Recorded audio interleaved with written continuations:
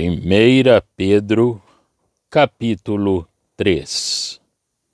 Semelhantemente vós, mulheres, sede sujeitas aos vossos próprios maridos, para que também, se alguns não obedecem à palavra, pelo porte de suas mulheres sejam ganhos, sem palavra, considerando a vossa vida casta, em temor. O enfeite delas não seja o exterior, no frisado dos cabelos, no uso de joias de ouro, na compostura dos vestidos, mas o homem encoberto no coração, no incorruptível traje de um espírito manso e quieto, que é precioso diante de Deus. Porque assim se adornavam também antigamente as santas mulheres que esperavam em Deus e estavam sujeitas aos seus próprios maridos. Como Sara obedecia a Abraão, chamando-lhe Senhor, da qual vós sois filhas, fazendo o bem e não temendo nenhum espanto. Igualmente vós, maridos, coabitai com elas com entendimento, dando honra à mulher como vaso mais fraco, como sendo vós os seus coherdeiros da graça da vida, para que também não sejam impedidas as vossas orações. E, finalmente, sede todos de um mesmo sentimento, compassivos, amando os irmãos, entranhavelmente misericordiosos e afáveis, não tornando mal por mal, ou injúria por injúria, antes, pelo contrário, bendizendo, sabendo que para isto fostes chamados, para que por herança alcanceis a bênção. Porque quem quer amar a vida e ver os dias bons, refreie a sua língua do mal e os seus lábios não falem engano. Aparte-se do mal e faça o bem. Busque a paz e siga-a, porque os olhos do Senhor estão sobre os justos e os seus ouvidos atentos às suas orações. Mas o rosto do Senhor é contra os que fazem o mal. E qual é aquele que vos fará mal, se fordes zelosos do bem? Mas também, se padecerdes por amor da justiça, sois bem-aventurados. E não temais, com medo deles, nem vos perturbeis. Antes, santificai ao Senhor Deus em vossos corações, e estais sempre preparados para responder com mansidão e temor a qualquer que vos pedir a razão da esperança que há em vós. Tendo uma boa consciência, para que, naquilo em que falam mal de vós, como malfeitores, fiquem confundidos os que blasfemam do vosso bom porte em Cristo. Porque melhor é que padeçais fazendo bem, se a vontade de Deus assim o quer, do que fazendo mal. Porque também Cristo padeceu uma vez pelos pecados, o justo pelos injustos, para levar-nos a Deus, mortificado na verdade, na carne, mas vivificado pelo Espírito, no qual também foi e pregou aos espíritos em prisão, os quais noutro tempo foram rebeldes, quando a longanimidade de Deus esperava nos dias de Noé, enquanto se preparava a arca, na qual poucas, isto é, 8, almas se salvaram pela água, que também, como uma verdadeira figura, agora vos salva o batismo, não do despojamento da imundícia da carne, mas da indagação de uma boa consciência para com Deus, pela ressurreição de Jesus Cristo, o qual está à destra de Deus, tendo subido ao céu, havendo-se-lhe sujeitado os anjos e as autoridades e as potências. 1 Pedro, capítulo 3. De igual modo, as mulheres deviam ser submissas aos seus maridos, em toda modéstia e pureza, a fim de que esse testemunho, prestado ao efeito da palavra pelos seus frutos, suas afeições e as suas relações tomasse o lugar da própria palavra, se os maridos a não quisessem escutar. Deviam apoiar-se com paciência e doçura na fidelidade de Deus, e não se espantarem à vista do poder dos adversários. Comparar Filipenses 1, 28.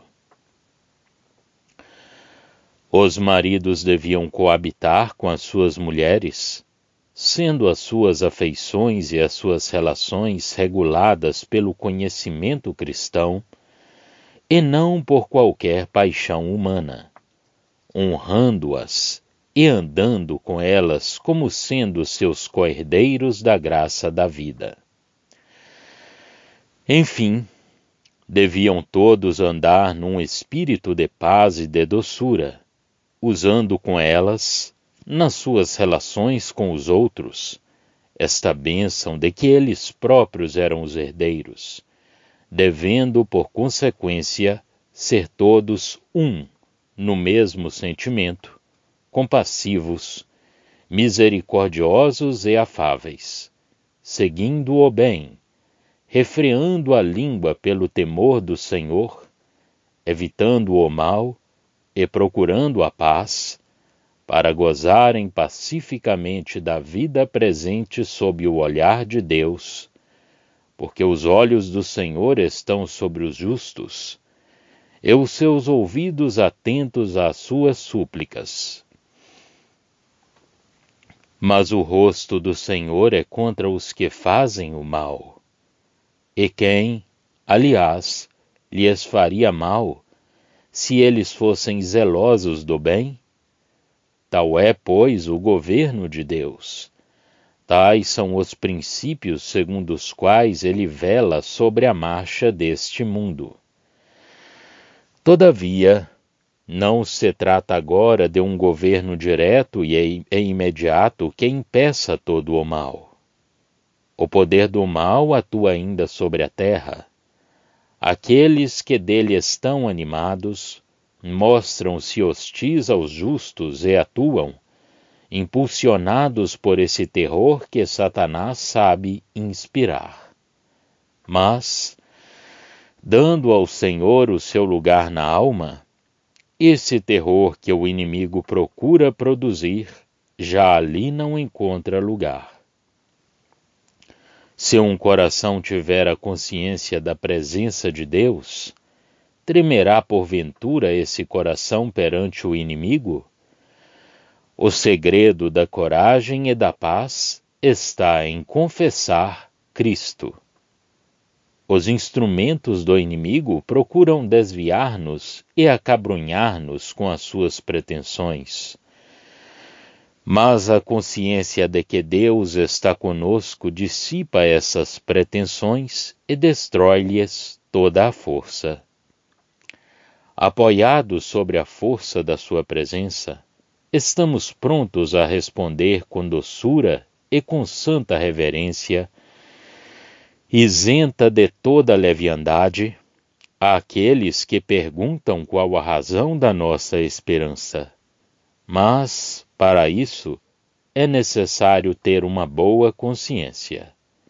Podemos levar a Deus uma má consciência para que Ele nos perdoe e faça graça. Mas não se pode resistir ao inimigo se tivermos uma má consciência. Temos medo dele. Por um lado, tememos a sua malícia, e por outro, perdemos a consciência da presença e da força de Deus. Andando na presença de Deus, nada temeremos. O coração está livre. Não pensamos mais em nós próprios, pensamos em Deus. E os adversários ficam envergonhados por terem falsamente acusado aqueles cuja maneira de viver é irrepreensível e contra os quais nenhuma acusação pode ser feita, exceto as calúnias dos inimigos, calúnias essas que dão como resultado a vergonha dos caluniadores. É possível que Deus ache bem que nós soframos. Se assim for, é preferível sofrermos pelo bem a sofrermos pelo mal. O apóstolo apresenta um impressionante motivo para isso. Cristo sofreu, uma vez por todas, pelos pecados. Que isso baste. Nós não sofremos senão pela justiça. Sofrer por causa do pecado foi a sua tarefa. Ele a cumpriu para sempre. Levado à morte no tocante à sua vida na carne, mas vivificado segundo o poder do Espírito Divino. A passagem que se segue tem apresentado dificuldades aos leitores da Bíblia, mas parece-me simples se apreendermos o alvo do Espírito de Deus. Os judeus esperavam um Messias presente corporalmente, que libertaria a nação e elevaria os judeus ao apogeu da glória terrestre. Ora, este Messias não era apresentado dessa maneira. Bem o sabemos, e os judeus crentes tinham de suportar as zombarias e o ódio dos incrédulos, por causa da sua confiança num Messias que não estava presente e não tinha operado nenhuma libertação para o povo. Os crentes tinham a salvação da alma e conheciam Jesus no céu, mas os incrédulos não gostavam disso. O apóstolo cita então o caso do testemunho de Noé. Os judeus crentes eram em pequeno número e tinham Cristo apenas segundo o Espírito Santo. Pelo poder deste Espírito, Cristo tinha sido ressuscitado de entre os mortos. Era pelo poder do mesmo Espírito que ele tinha ido, sem estar corporalmente presente, pregar em Noé. O mundo tinha sido desobediente nesse tempo, tal como os judeus o eram no tempo do apóstolo. E somente 8 pessoas tinham sido salvas, tal como atualmente os crentes já não formavam senão um pequenino rebanho. Mas os espíritos dos rebeldes estavam agora na prisão, por não terem obedecido a Cristo, presente no meio deles pelo seu Espírito em Noé. A paciência de Deus esperava então, como esperava agora acerca da nação judaica. O resultado devia ser o mesmo, e tem-no sido. A interpretação que damos desta passagem é confirmada ao encontro daquela que supõe que o Espírito Santo pregou no Hades às almas, guardadas ali desde o dilúvio. Pela consideração que lemos em Gênesis, o meu espírito não contenderá para sempre com o homem, os seus dias serão 120 anos. Gênesis 6:3. O que quer dizer que o Espírito de Deus lutaria no testemunho de Noé durante 120 anos, e não mais. Ora, seria extraordinário se tratasse apenas daqueles homens, porque não nos é falado senão deles, que o Senhor lutasse em testemunho após a morte deles. Além disso, podemos notar que, considerando esta expressão como significando o Espírito de Cristo em Noé, não fazemos senão empregar uma frase bem conhecida de Pedro, porque, como vimos já, foi ele que disse: o Espírito de Cristo, que estava nos profetas. Portanto, esses espíritos estão em prisão, porque não escutaram o Espírito de Cristo em Noé. Comparar 2 Pedro 2, de 5 a 9. A isto o apóstolo acrescenta a comparação do batismo com a arca de Noé no dilúvio. Noé tinha sido salvo através da água. Nós também o somos, porque a água do batismo figura a morte, como o dilúvio foi, por assim dizer, a morte do mundo. Ora, Cristo passou pela morte e ressuscitou. Nós entramos na morte, no batismo, mas como a arca, porque Cristo sofreu na morte por nós e dela saiu na ressurreição, como Noé do dilúvio, para começar com uma nova vida num mundo ressuscitado. Cristo, tendo passado pela morte, expiou os pecados, e nós, por ela passando espiritualmente, ali deixamos todos os nossos pecados, como Cristo realmente o fez por nós. Porque ele ressuscitou sem os pecados que expiou sobre a cruz. Eram os nossos pecados. E assim, pela ressurreição, nós temos uma boa consciência. Atravessamos a morte em espírito e em figura pelo batismo.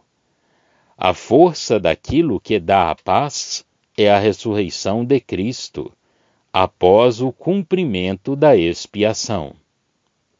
Portanto, nós temos uma boa consciência. Era isto que os judeus tinham de aprender. O Cristo tinha subido ao céu. Todos os poderes e os principados lhe estavam sujeitos.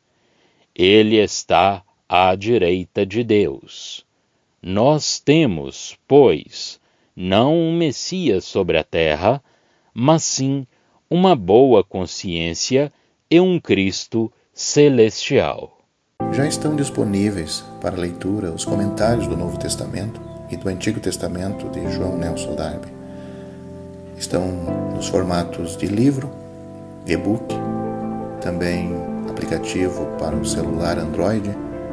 Visite o nosso site www.palavrasdoevangelho.com.